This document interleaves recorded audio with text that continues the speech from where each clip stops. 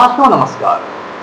पटना बिहार से मैं Amitabh Kumar Das, IPS 94 batch, और आप देख रहे हैं मेरा अपना YouTube चैनल दास बोले बिंदास। क्योंकि जब बुज़दिलों ने मुंह में दही जमा लिया हो तो दास का बिंदास बोलना जरूरी हो जाता है। साथियों, खबर आ रही है कि गोपालगंज बिहार का खूंखार अपराधी सुरेश यादव उर्फ सुरेश चौधरी कलकत्ता के हावड़ा में कुत्ते की मौत मारा गया है। ये वीडियो आखिर तक दिल थाम कर देगी।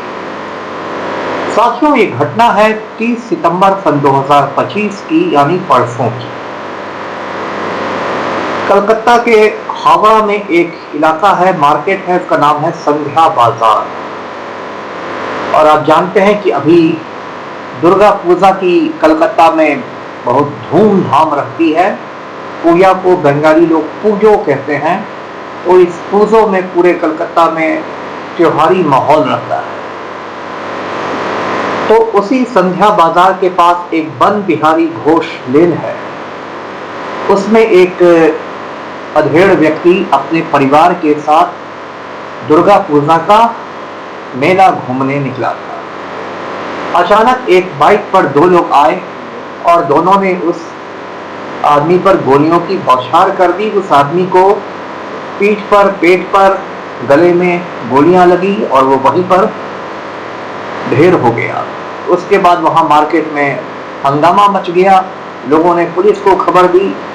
पुलिस आई, उस आदमी को हावड़ा के अस्पताल ले जाया गया, लेकिन डॉक्टरों ने कहा कि अब ये आदमी मर चुका है, ब्लाउड डेड। तो इस तरह वो आदमी खलास हो गया। उसकी जब पहचान हुई, शिनाख्त हुई, तो पता चला कि वो बिहार के गोपालगंज का खूंखार अपराधी है, सुरेश यादव उर्फ सुरेश चौधरी। ये जो सुरेश यादव है, ये गोपालगंज के नगर थाना के कुकुर भुक्का गांव का रहने वाला है। और सुरेश यादव का कई साल से गोपालगंज और आसपास के इलाकों में, आप कह सकते हैं, दहशत का दूसरा ये नाम था, सुरेश यादव। 1995 में 95 में बिहार विधानसभा के चुनाव हुए थे और कांग्रेस के उम्मीदवार थे मुन्ना सिंह। एक दिन अचानक मुन्ना सिंह को उनके घर के सामने ही गोली मार दी गई, उनकी हत्या हो गई।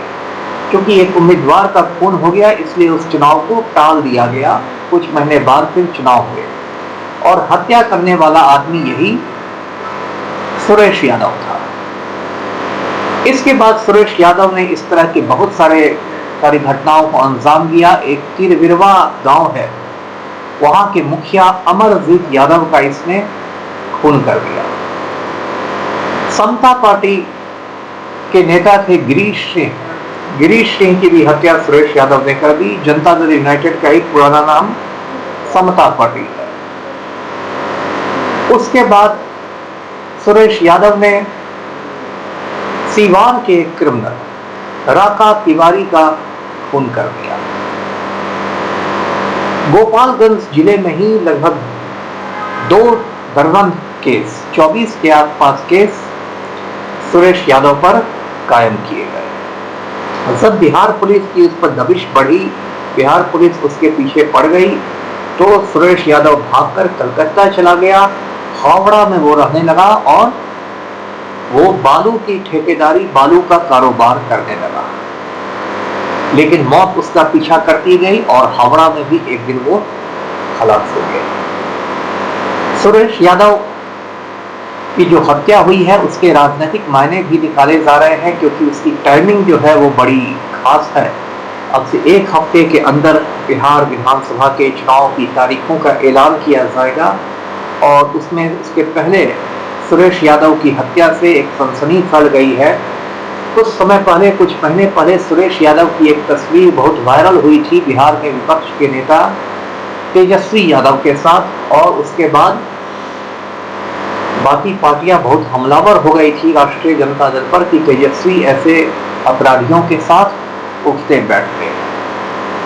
तो जैसा कि होता है बिहार में अपराध और राजनीति का चोली दामन का रिश्ता है, तो इसकी वजह से सुरेश यादव की हत्या हो सकती है। हो सकता है वो बिहार में चुनाव लड़ने या फिर किसी अपने आसपास के व्यक्ति को चुनाव लड़ाने की सोच रहा हो, उसके विरोधियों को खबर लग गई हो और सुरेश यादव को खलास कर दिया गया।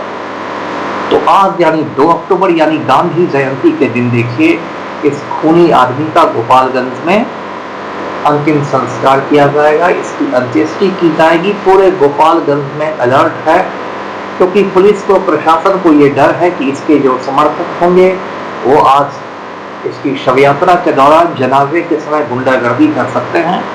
बिहार में इसकी भी परंपरा रही है, कोई खूंखार क्रिमिनल मारा जाता है तो खासकर उसकी जाति, उसकी बिरादरी के जो लोग होते हैं वो उसके जनाजे में बहुत गुंडागर्दी करते हैं। 1994 में छोटा शुक्ला का जो जनाजा निकला था, उसकी शव यात्रा में गोपालगंज के डीएम का खून कर दिया गया था, कृष्णैया साहब का। फिर सन 2012 में बिहार का सबसे खूंखार आतंकवादी बरमेश्वर मुखिया की जो शव यात्रा निकली थी पटना में, जो जनाजा निकला था, उसमें रणवीर सेना के गुंडों ने पूरे पटना में तोड़फोड़ मचाई थी, आगजनी की थी, भड़काऊ नारे लगाए थे। तो ये भी एक परंपरा रही है। साथियों, सुरेश यादव की हत्या के बाद गोपालगंज जिला जो है फिर सुर्खियों में आ गया। ये जो गोपालगंज जिला है ये उत्तर बिहार का एक जिला है और समझिए कि यूपी की सीमा से सटा हुआ है।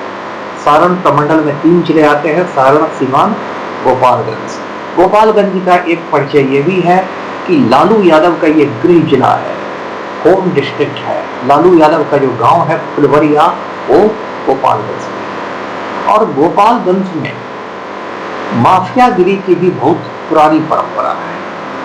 हम लोग जब बच्चे हुआ करते थे तो गोपालगंज का एक विधायक हुआ करता था, काली पांडे।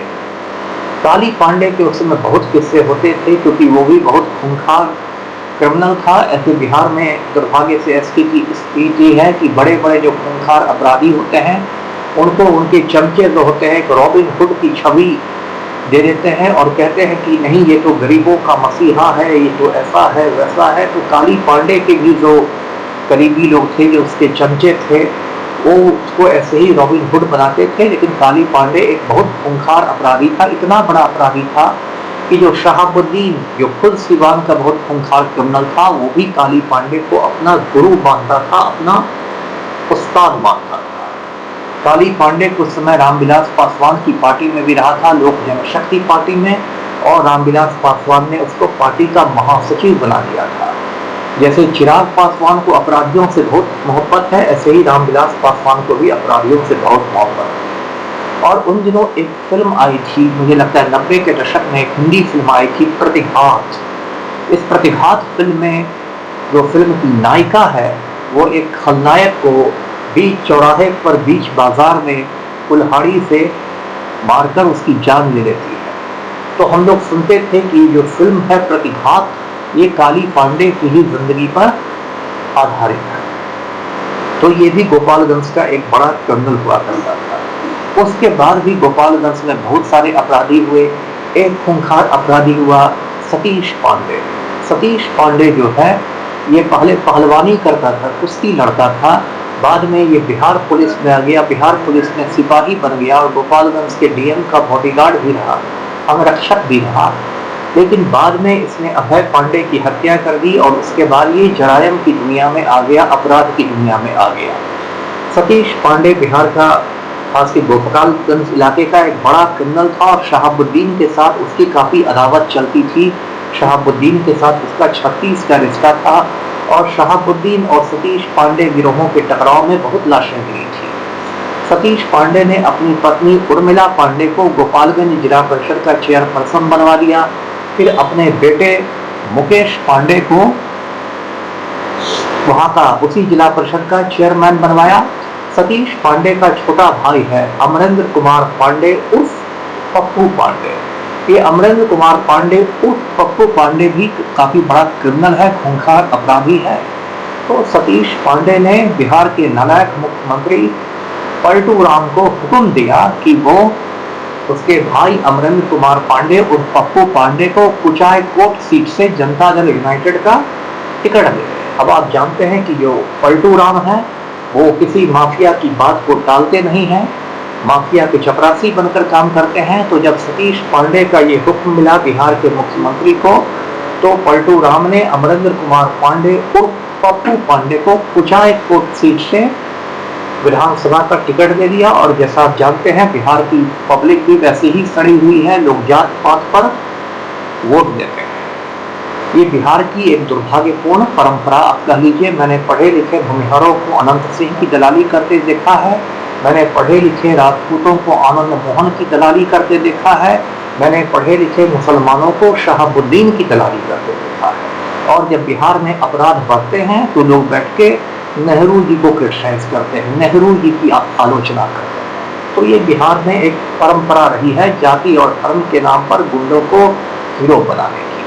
तो उस इलाके में ब्राह्मणों की बहुत बहुलता है, ब्राह्मणों की बड़ी तादाद है। तो ये अमरेंद्र कुमार पांडे और पप्पू पांडे कुचायकोट का माननीय विधायक बन गया। तो ये गोपालगंज की स्थिति है। अब एक बात ये भी दिलचस्प है कि गोपालगंज के अब तक दो जिलाधिकारियों की, दो डीएम की हत्या हो चुकी है। पूरे हिंदुस्तान में वो अकेला डिस्ट्रिक्ट होगा जहाँ के दो डीएम का खून हो चुका है। एक खून तो कृष्णैया साहब का हुआ था 1994 में, जो आनंद मोहन ने करवाया था, और एक और खून, एक शर्मा जी वहाँ के जिलाधिकारी हुआ करते थे, उनका खून उनके चैम्बर में बम फेंक कर दिया गया था। एक बाबा ने, साधु बाबा ने उनकी हत्या करवाई थी। वो एक अलग किस्सा है और मैं एक अलग से वीडियो बनाऊंगा। तो फिर हम सुरेश चौधरी और सुरेश यादव की हत्या पर लौटते हैं। इसके राजनीतिक मायने भी हो सकते हैं। एक बात और मैं कहना चाहूँगा कि सुरेश यादव की हत्या से ये जो गैंगवार चलता है बिहार के गिरोहों में, वो एक बार फिर गैंगवार सतह पर आ गया है। पिछले 1-2 साल में बिहार में कई खूंखार अपराधियों की हत्या हुई है। पिछले साल पटना के कुर्जी इलाके में, कुर्जी इलाका मेरे घर के ही आसपास है, कुर्जी इलाके में खूंखार क्रिमिनल हुआ करता था नीलेश मुखिया।